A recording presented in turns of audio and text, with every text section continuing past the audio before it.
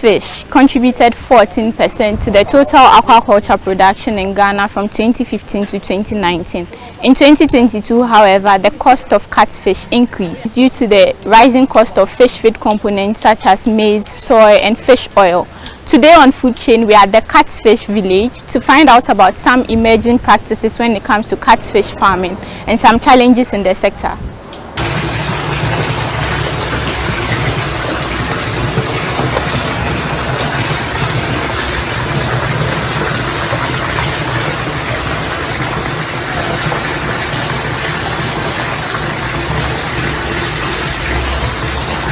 It got to a point in time catfish was declining in Ghana, and it's a delicacy people really love.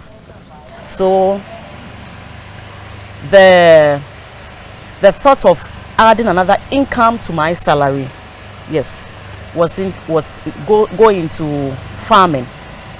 And as someone who asks why catfish farming, I before I started with the catfish farming, I contacted one officer at the fisheries department.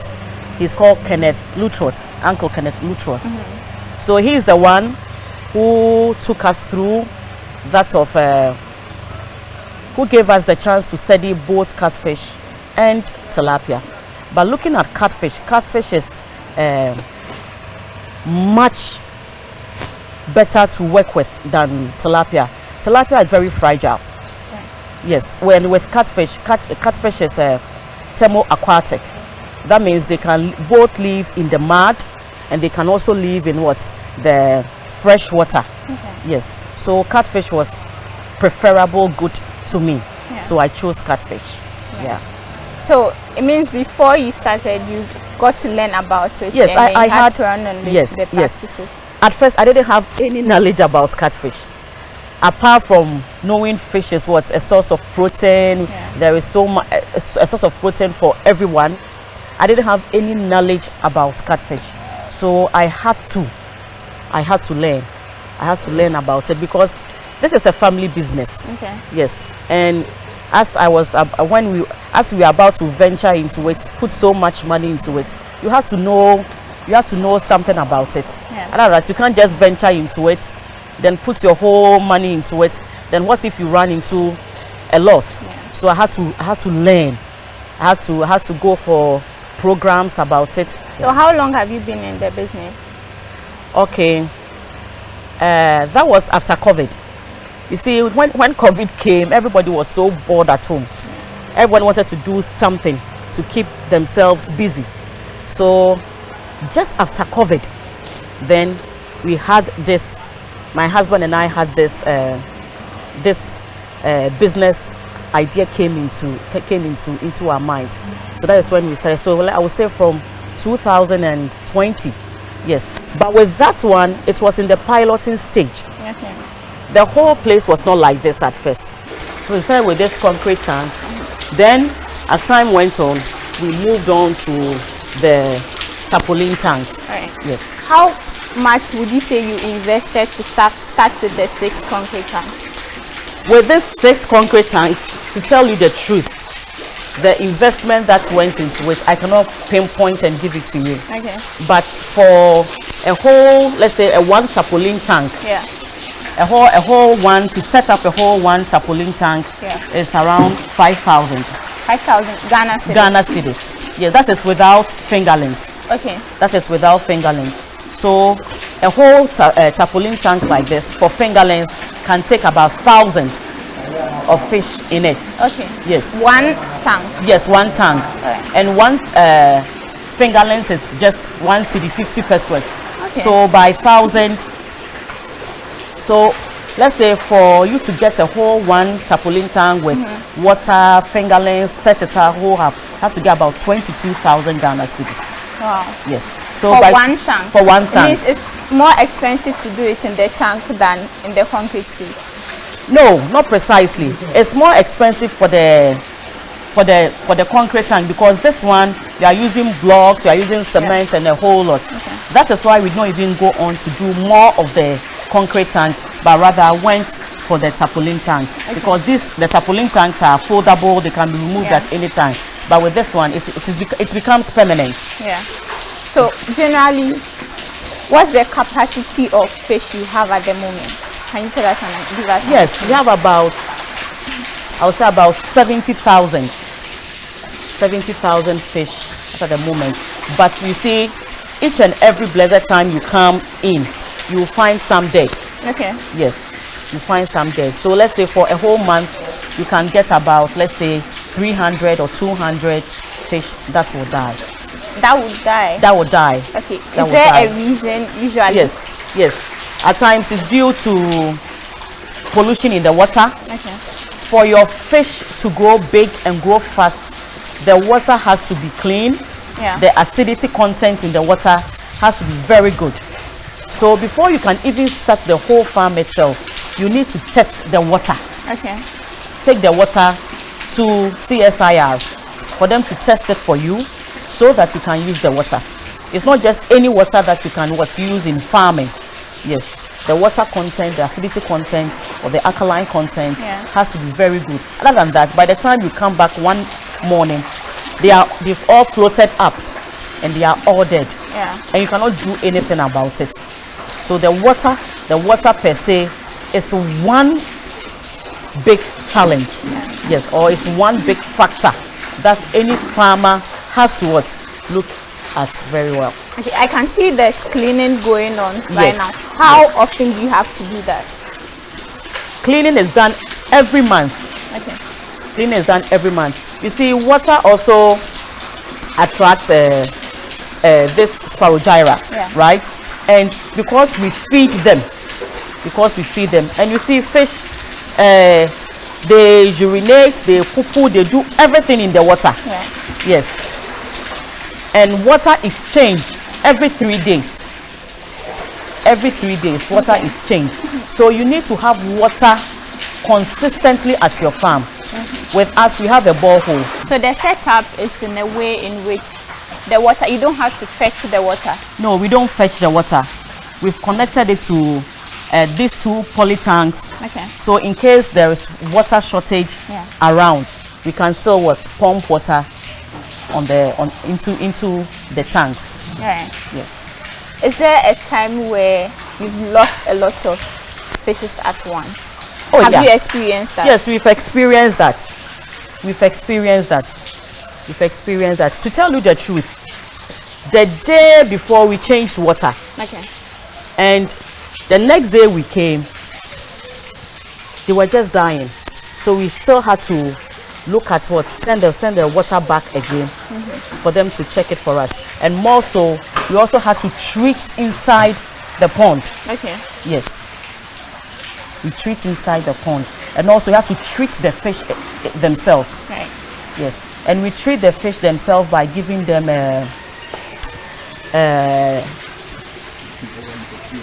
dandelion. Okay. We blend it. Yes. And bitter leaf. Yes. Yes. Bitter leaf. We plug. So we have a whole lot of bitter leaf around us, which is natural. Yes. So we plug it, we blend it, then we pour it into it. That is when we have changed water like this. Yes. So it also gives them some kind of strength for them to survive in the pond. Okay. Yes. This is a big farm, I would say. How do you acquire your fingerlings? Do you have constant supply? Yes, we have constant supply. At first, we were doing our own hatchery. Yes, we were doing our own hatchery, but we put a hold on it because now we have a lot. Okay. Yes. So if you want to buy fingerlings, we have a constant supply that we get the fingerlings from. You mentioned earlier that to acquire one is 1 cedi 50 pesos. Yes, per fingerling. Okay. 1 cedi 50 pesos. So if I want to fill 1,000 of this tank, 1,000 or 800 of this tank with fingerlings, yes, that is for one. Okay. Yes, and most of the time we buy more than that. We buy more than can buy. Time buy 5,000 because we want to fill about 5 tanks. That is it. Okay.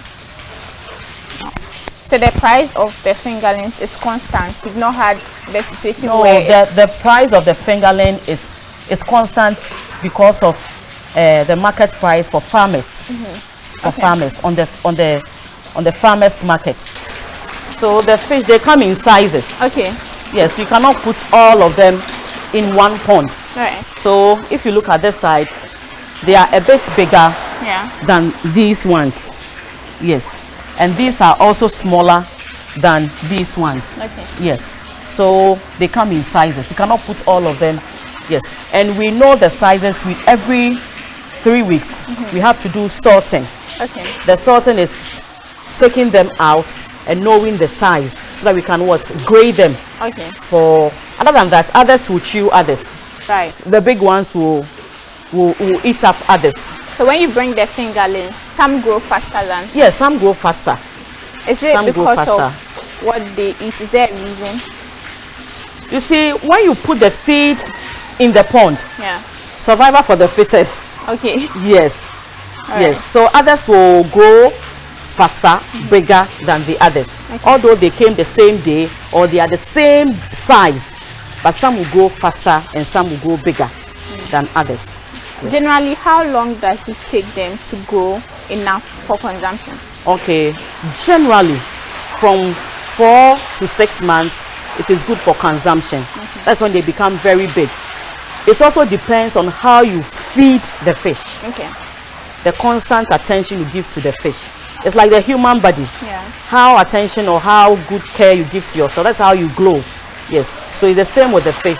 How you feed it, how constantly you change the water, how you take care of the fish, that is how it makes it also grow up. Right. Other than that, you will not have the sizable one that you want. But most of the time too, we have the smoking size. The smoking size, which is from 3 months,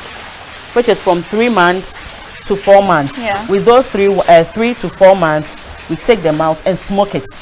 Other people come to us for us to smoke it for them. Okay. Then they take it to the market or into their restaurants. Yes, for their own businesses. All right, that's interesting. But what do you feed them? Fish feed? Yes. What we feed them here mostly is a fish feed. Okay. Fish feed. We feed them with the pellet of fish feed. Okay. And also we also feed them with maggots, which I first told you is a source of. I was about to ask about that setup there. What is the reason? Okay, that setup is a soldier fly setup. Okay. And with the soldier fly, they lay eggs, the larval legs, which produces maggots. And with the maggots, we sieve them up, boil them up, and add it up to their feed. Okay. Yes, to the feed. And there is also another source of feed we give them, which we prepare, which my able men prepare like banku. Okay. Yes, apart from that, we have the pellets that we give to them to eat their food. So this is the soldier fly. Okay. This is the soldier fly that lays the eggs. Pardon? How do you grow them also? Do you have to feed them as well? Yes. We feed them with grinded corn. Okay. Yes. Or wheat. They will lay the eggs. No. The eggs for the larva. Okay. So we take that out and send it here to prepare the maggots. And we also have 2 earth ponds.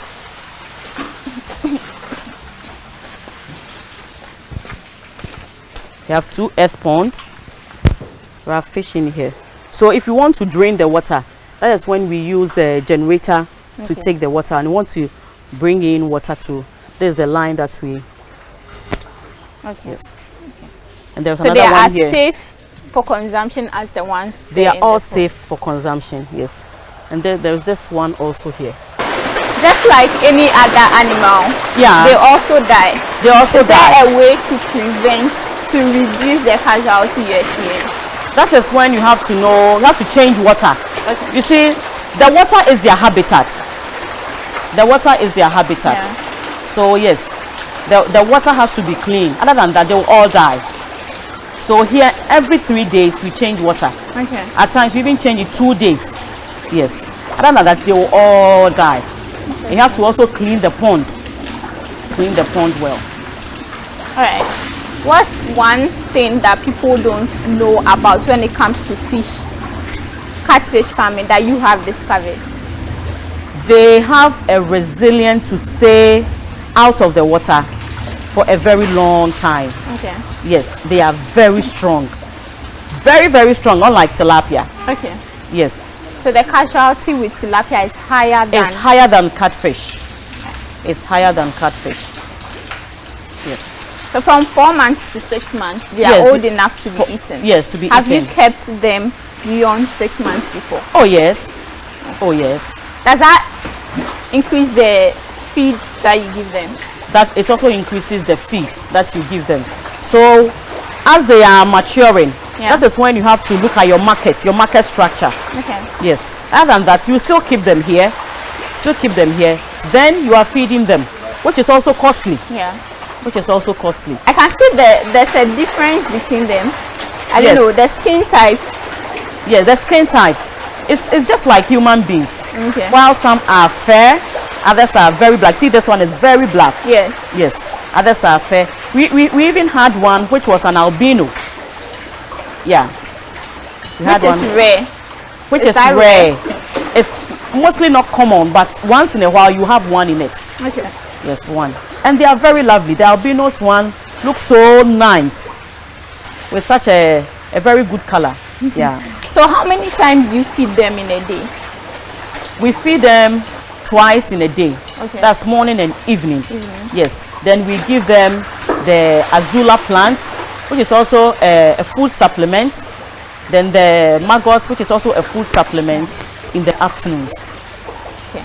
How you feed them and how you change their water will make your fish grow bigger and faster. Right. And as they are bigger, heavier, and as they grow faster, it's how you get your money. Yeah. Yes. Right. Over the years, the conversation about the high cost of feed has been coming up. Yeah. Has that affected you as well? Oh, so much. So much. When we started during the piloting stage, we were buying feed. We were buying feed from different places. And now a bag of a feed, let's say for the 15 kg or the 10 kg, is almost 380 Ghana.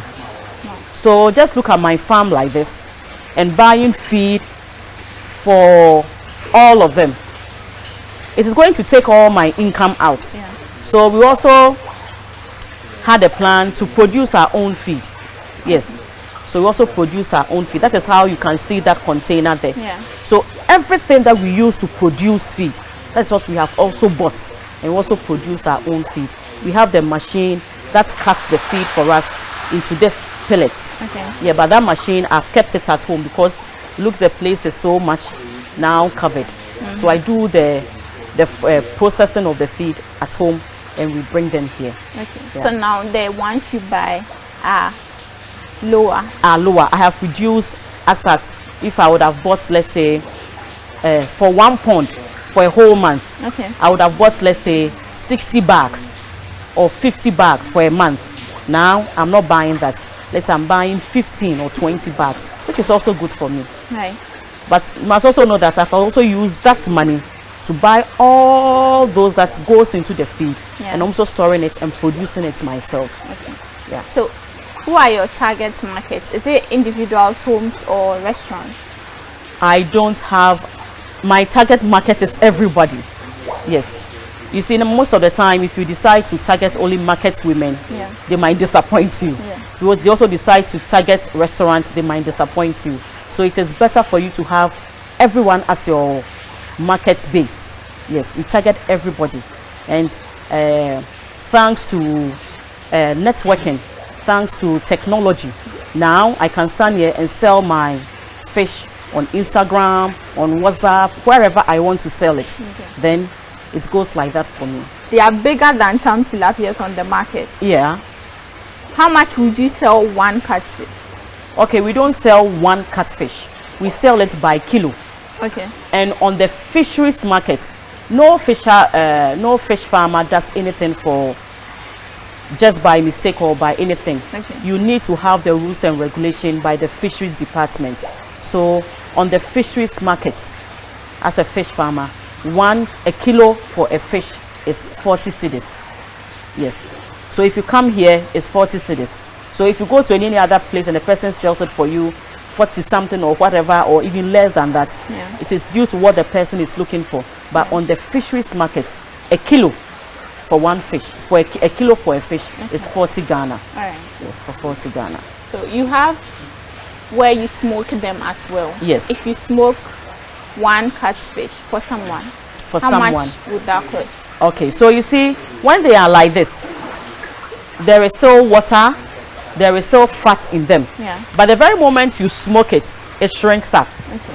And most of the time, we do not smoke these big ones. Okay. These big ones are for sale.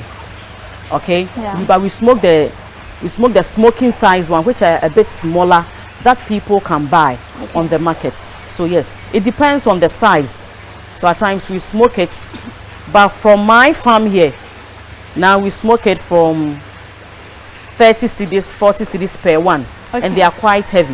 Right. I think over the years, the consumption of catfish has really increased. More people are embracing it. But you sell it for 40 cedis here. On the market, it's usually expensive. People sell catfish over 100 cedis. Yes. After it is processed and cooked and all of that. Yes. You see, they come, those who do it for the point and kill.